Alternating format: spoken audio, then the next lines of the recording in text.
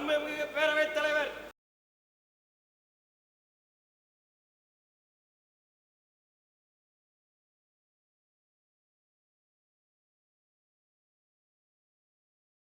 ஆற்றுவார் ஆற்றல் பசி ஆற்றல் அப்பசியை மாற்றுவார் ஆற்றலின் பின். பசியை பொறுத்து கொள்ளும் நோன்பை கடைப்பிடிப்பதை விட பசித்திருக்கும் ஒருவருக்கு உணவு அளிப்பதே சிறந்ததாகும். பதிலுரை மாண்புமிகு கூட்டுறவுத்துறை அமைச்சர் அவர்கள். மாண்புமிகு பேரவைத் தலைவர் அவர்களே, மகளிரை தொழில் முனைவோராக்க புதிய சிங்க பெண்கள் கடன் திட்டம் ரூபாய் 7015 கோடி மதிப்பீட்டில் கூட்டுறவு நிறுவனங்களால் செயல்படுத்தப்படும். விவசாயிகளுக்கு ரூபாய் 5000 கோடி மதிப்பில் ஊரக தொழில் கடன் 9% வட்டியில் வழங்கப்படும். கூட்டுறவு நிறுவனங்களால் உற்பத்தி செய்யப்படும் பொருட்களின் தரத்தை மேம்படுத்தி சந்தை பங்கை அதிகரித்து லாபத்தை உயர்த்த வெற்றி என்ற பொதுவான வணிக சின்னம் லோகோ அறிமுகப்படுத்தப்படும். மாநில கூட்டுறவு கொள்கை உருவாக்கப்படும். அனைத்து தொடக்க வேளாண்மை கூட்டுறவு கடன் சங்கங்களுக்கு குறைந்தபட்சம் 5 சேவைகள் வழங்கும் சங்கங்களாக ரூபாய் 20 லட்சம் மதிப்பில் தரம் உயர்த்தப்படும். ரூபாய் 6.90 கோடி மதிப்பீட்டில் 3452 தொடக்க வேளாண்மை கூட்டுறவு கடன் சங்கங்கள் நுண்தாங்கி சாதனங்களாக மைக்ரோ ஏடிஎம் நிறுவப்படும். கூட்டு முயற்சியில் வணிக வளாகங்களுடன் கூடிய பன்னாட்டு கட்டிடம் கட்ட விரிவான திட்ட அறிக்கை ரூபாய் 20 லட்சம் மதிப்பீட்டில் தயாரிக்கப்படும். 150 நியாய விலை கடைகளுக்கு ரூபாய் 15 கோடி மதிப்பீட்டில் சொந்த கட்டடங்கள் கட்டப்படும். நன்றி. மாண்புமிகு உணவு மற்றும் உணவுப் பொருள் வழங்கல் துறை அமைச்சர் அவர்கள். மாண்புமிகு பேரவைத் தலைவர் அவர்களே, உணவு தானியங்கள் சேமிப்பதற்காக தமிழ்நாடு நுகர்பொருள் வாணிபக் கழகத்தின் 13 மாவட்டங்களில் மொத்தம் 31000 மெட்ரிக் டன் கொள்ளளவு கொண்ட 15 சேமிப்பு கிடங்குகள் ரூபாய் 81 கோடியே 60 லட்சத்து மதிப்பீட்டில் கட்டப்படும்.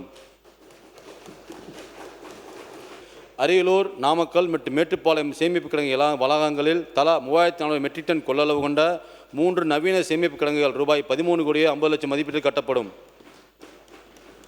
தமிழ்நாடு சேமிப்பு கிடங்கு நிறுவனத்தின் 10 சேமிப்பு கிடங்கு வளாகங்களில் தொழிலாளர் ஓய்வறை ரூபாய் 1 கோடியே 89 லட்சம் மதிப்பீட்டில் ஏற்படுத்தப்படும். தமிழ்நாடு சேமிப்பு கிடங்கு நிறுவனத்தின் 17 சேமிப்பு கிடங்கு வளாகங்களில் பழுது மற்றும் பராமரிப்பு பணிகள் ரூபாய் 12 கோடியே 61 லட்சம் மதிப்பீட்டில் மேற்கொள்ளப்படும். தமிழ்நாடு சேமிப்பு கிடங்கு நிறுவனத்தின் 18 சேமிப்பு கிடங்கு வளாகங்களில் வைக்கப்படும் தானியங்களின் முழு நேர கண்காணிப்பினை உறுதி செய்திட கண்காணிப்பு கேமராக்கள் சிசிடிவி ரூபாய் 1 கோடியே 20 லட்சம் மதிப்பீட்டில் பொருத்தப்படும். உணவு தானியங்களின் தரத்தினை உறுதி செய்திடும் பொருட்டு அவற்றின் அட்டிகளாக வைக்கும்போது தரைவழி ஈரப்பதம் தாக்காமல் இருக்கவும் காற்றோட்ட வசதிக்காகவும் தமிழ்நாடு சேமிப்பு கிடங்கு நிறுவனத்தின் 12 சேமிப்பு கிடங்குகளுக்கு 6000 எண்ணிக்கை அட்டிக்கட்டைகள் ரூபாய் 1 கோடியே 44 லட்சம் மதிப்பீட்டில் வழங்கப்படும். இந்த ஆண்டு முதற்கட்டமாக தமிழ்நாடு சேமிப்பு கிடங்கின் 18 சேமிப்பு கிடங்குகள் வளாகங்கள் சிறந்த வளாகங்கள் நட்சத்திர மதிப்பீட்டினை அடையும் அவற்றுக்கு தரக்குறி உயர்த்தப்படும். தமிழ்நாடு சேமிப்பு கிடங்கு நிறுவனத்தின் கிடங்கு பணியாளர்களுக்கு கிடங்கில் மேற்கொள்ளப்படும் நவீன தொழில்நுட்ப முன்னெடுப்புகள் குறித்து திறன் பயிற்சி மேம்பாட்டு பயிற்சி ரூபாய் 5 லட்சம் மதிப்பில் வழங்கப்படும். தமிழ்நாடு சேமிப்பு கிடங்கு நிறுவனத்தின் 62 சேமிப்பு கிடங்குகளின் இயற்கை சூழலை பாதுகாக்கவும் பசுமை சூழலை உருவாக்கவும் 5000 மரக்கன்றுகள் நட்டு பராமரிக்கப்படும். தலா 250 மெட்ரிக் டன் கொள்ளளவு கொண்ட நிரந்தர கட்டமைப்புடன் கூடிய சேமிப்பு கிடங்கு சாலை வசதி, குடிநீர் வசதி, கழிப்பறை வசதி, ஈரப்பத அளவுமானி, கன்வேயர் பெல்ட் மற்றும் இதர வசதிகளுடன் கூடிய 100 நேரடி நெல் கொள்முதல் நிலையங்கள் ரூபாய் 81 கோடி மதிப்பீட்டில் மாவட்ட ஊரக வளர்ச்சி முகமை மூலம் கட்டப்படும். இதன் மூலம் நிரந்தர கட்டமைப்பு கொண்ட நேரடி நெல் நிலையங்களின் எண்ணிக்கை 889 உயர்த்தப்படும். அரவை ஆலைகளிலிருந்து பெறப்படும் ரைஸ் மூட்டைகளின் தடமறிதல் ஆகியவற்றை உறுதி செய்யும் வகையில் ஒவ்வொரு அரிசி மூட்டைக்கும் QR கோடு டேகிங் முறை அறிமுகம் செய்யப்படும். நேரடி நெல் கொள்முதல் நிலையங்களில் சேமிப்பு மையங்கள் மற்றும் நியாய விலைக் கடைகள் வரை உணவுப் பொருள் நகர்வினை புவியியல் தகவல் அமைப்பு GIS முறையினை பயன்படுத்தி நேரடியாக கண்காணிக்கும் வகையில் வாகன வழித்தட மேலாண்மை திட்டம் வெஹிக்கிள் லொகேஷன் டிராக்கிங் சிஸ்டம் ரூபாய் 2 கோடி மதிப்பீட்டில் செயல்படுத்தப்படும். செயற்கை நுண்ணறிவு தொழில்நுட்ப அடிப்படையிலான தானியங்கி இருப்பு கண்காணிப்பு அமைப்பு ஆட்டோமேட்டிக் ஸ்டாக் மானிட்டரிங் சிஸ்டம் ரூபாய் 50 லட்சம் மதிப்பீட்டில் உருவாக்கப்படும். அறிவிப்பின் 14 அனைத்து உணவுப் பொருட்கள் தரத்தினை மதிப்பீடு செய்ய செயற்கை நுண்ணறிவு AI அடிப்படையிலான கைபேசி செயலி ரூபாய் 1 கோடி மதிப்பில் உருவாக்கப்படும்.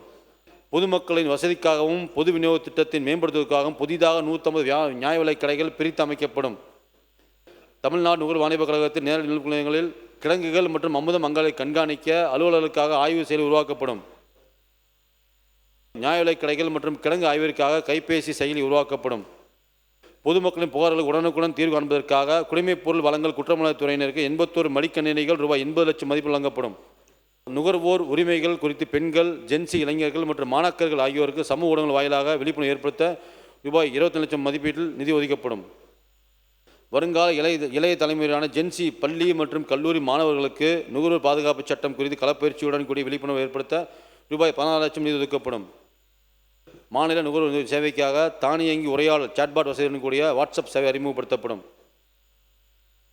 பொது விநியோக திட்ட பொருட்களை கடத்துதல், பதுக்கி வைத்தல் குறித்த பொதுமக்களின் இருந்து பெறப்படும் புகார்களின் மீது துரித நடவடிக்கை எடுக்கும் பொருட்டு கூட்டாய்வுகளுக்கான ஒரு நிலையான செயல்பாட்டு நடைமுறை உருவாக்கப்படும். நன்றி, வணக்கம். பேரவையின் இன்றைய நிகழ்ச்சிகள் இத்துடன் முடிவிட்டன. பேரவை மீண்டும் நாளை காலை 9:30 மணி கூடும். வணக்கம்.